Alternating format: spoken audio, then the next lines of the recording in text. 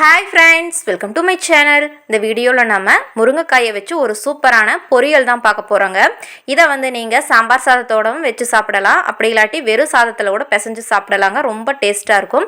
இது செய்யிறதுக்காக panல பாத்தீங்கன்னா கொஞ்சமா எண்ணெய் சேர்த்துட்டு எண்ணெய் சூடானதுக்கு அப்புறமா கொஞ்சமா கடுகு சேர்த்துக்கறேங்க.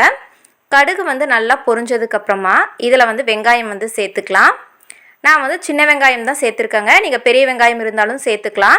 சின்ன வெங்காயம் சேர்க்கும்போது டேஸ்ட்டு பார்த்திங்கன்னா கொஞ்சம் நல்லா சூப்பராகவே இருக்கும். அதுக்காக தான் காரத்துக்காக 2 பச்சை மிளகாவை கட் பண்ணி சேர்த்துட்டு கூட கொஞ்சமாக கருவேப்பிலையும் சேர்த்துட்டு நல்லா கலந்து விட்டுக்கலாம். இந்த பொரியல் பார்த்திங்கன்னா ஒரு 10லிருந்து 15 நிமிஷத்துக்குள்ளேயே நீங்கள் ஈஸியாக செஞ்சிடலாங்க. வெங்காயம் பச்சை மிளகாயெல்லாம் நல்லா வதங்கினதுக்கப்புறமா இதில் 2 தக்காளியை இந்த மாதிரி கட் பண்ணிவிட்டு நான் சேர்த்துட்டேன். இப்போ இந்த தக்காளியும் பார்த்திங்கன்னா நல்லா வதங்கி வரட்டுங்க.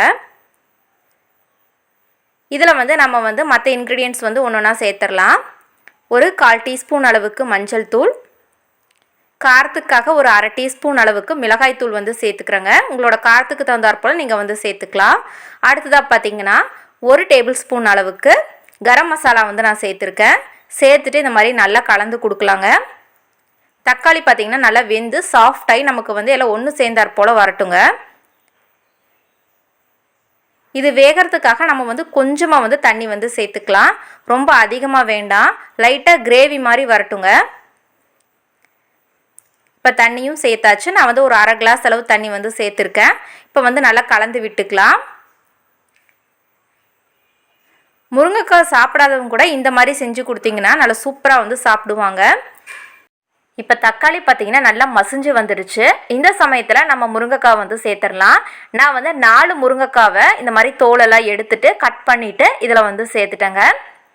சேர்த்துட்டு இப்போ நல்லா கலந்து விட்டுக்கலாம். நம்ம இன்னும் இதில் உப்பு சேர்க்கலைங்க. இந்த மாதிரி நல்லா கலந்ததுக்கப்புறமா உப்பு சேர்த்துடலாம். ஒரு 1/2 டீஸ்பூன் அளவுக்கு உப்பு சேர்த்துட்டு நல்லா கலந்து விட்டுக்கிறேன்.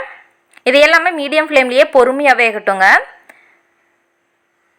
இந்த மாதிரி நல்லா கலந்ததுக்கு அப்புறமா இந்த முருங்கைக்காய் வேகிறதுக்காக தண்ணி சேர்த்துக்கலாம். நான் 1 கிளாஸ் அளவு தண்ணி சேர்த்துக்கிறேன்.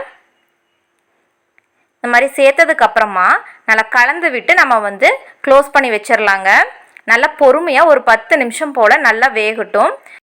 இடையிடையே நம்ம ஓப்பன் பண்ணி நல்லா கலந்து விட்டுறலாம். அப்போ தான் எல்லா முருங்கைக்காயும் நமக்கு வெந்து கிடைக்குங்க. இப்போ க்ளோஸ் பண்ணி வச்சிடலாம். இப்போ ஒரு 5 நிமிஷத்துக்கு அப்புறமா உங்களுக்கு காட்டியிருக்கேன். இப்போ பாருங்கள் ஓரளவுக்கு திக்காக இருக்குது. இந்த மாதிரி நல்லா கலந்துட்டு நம்ம மறுபடியும் க்ளோஸ் பண்ணிடலாம். உங்களுக்கு சப்போஸ் தண்ணி பத்தலைன்னா நீங்கள் மறுபடியும் இதில் ஒரு 1/2 கிளாஸ் அளவு தண்ணி சேர்த்துட்டு கூட நீங்கள் கலந்துட்டு க்ளோஸ் பண்ணி வச்சிடலாம். இப்போ பாருங்கள் முருங்கைக்காய் நல்லா வெந்துருச்சு. தண்ணியெல்லாம் நமக்கு வற்றி நல்லா திக்காக இருக்குது. அவ்வளோதான். கடைசியாக இதில் ஒரு 2 டேபிள் ஸ்பூன் அளவுக்கு துருவின தேங்காய் சேர்த்துக்கிறேன். நீங்கள் தேங்காய் வேண்டான்னு நினச்சிங்கன்னா விட்டுறலாம். அவ்வளோதான். ஒரு வாட்டி நல்லா கலந்து எடுத்துட்டோம்னா நல்ல டேஸ்ட்டான முருங்கைக்காய் பொரியல் ரெடி ஆயாச்சு. இதை நீங்கள் சாம்பார் சாதத்தோடு வச்சும் சாப்பிடலாம். அப்படி இல்லாட்டி ப்ளைன் சாதத்தோட பிசைஞ்சு கூட நீங்கள் சாப்பிடலாங்க. ரொம்ப டேஸ்ட்டாக இருக்கும். இதே மாதிரி நீங்களும் ட்ரை பண்ணி பார்த்துட்டு எப்படி இருக்குன்னு சொல்லிட்டு மறக்காமல் கமெண்ட்ஸ் பண்ணுங்கள். வீடியோ பிடிச்சிருந்தா லைக் பண்ணுங்கள், ஷேர் பண்ணுங்கள். மறக்காமல் நம்ம சேனலை சப்ஸ்கிரைப் பண்ணிக்கோங்க. தேங்க்யூ ஃபார் வாட்சிங்.